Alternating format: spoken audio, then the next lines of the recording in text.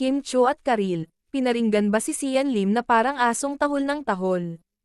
Ang mga aso. Alam, ang mga aso. Oo, may Ayun, mga tumatawal pa rin.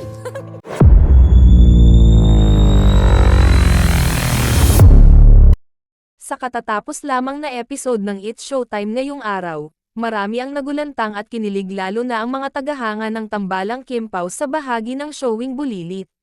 Bagamat wala si Meme Vice, hindi pa rin nawawala ang kulitan at asaran kay Kim Chiu. Mayroong isang segment kung saan ipinapahula ang pangalan ng mga pelikula, at walang mintis na si Kim ang makatama ng tamang sagot.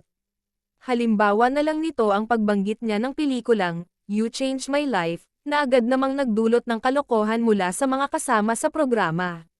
Sa kabila nito, tila may pahiwatig din ng ilang komento patungkol sa isang taong, kahol ng kahol, na tila'y may kinalaman sa dating kasintahan ni Kim na si Sian Lim. Bagamat hindi direktang binanggit ang pangalan, marami ang nakakonekta sa mga binitiwang salita ni Sian matapos ang kanilang paghihiwalay.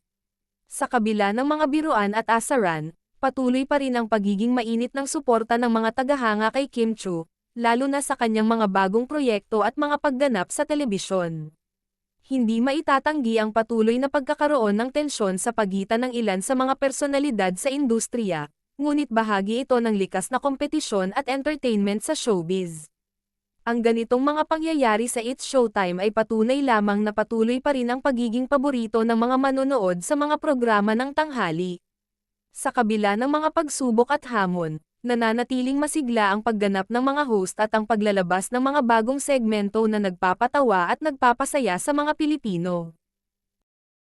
Samantala, ang mga personal na buhay ng mga artista ay patuloy na sumasailalim sa matinding pagsubok ng publiko at media. Ang pagiging bahagi ng showbiz industry ay hindi lamang tungkol sa pag-arte at pagpapasaya, kundi pati na rin sa patuloy na pagharap sa mga intriga at kontrobersya. Sa kabuuan, ang larangan ng showbiz sa Pilipinas ay patuloy na nagbibigay ng inspirasyon at aliw sa mga manonood, na laging handang sumuporta at magbigay ng feedback sa bawat hakbang at pagbabago na nangyayari sa industriya.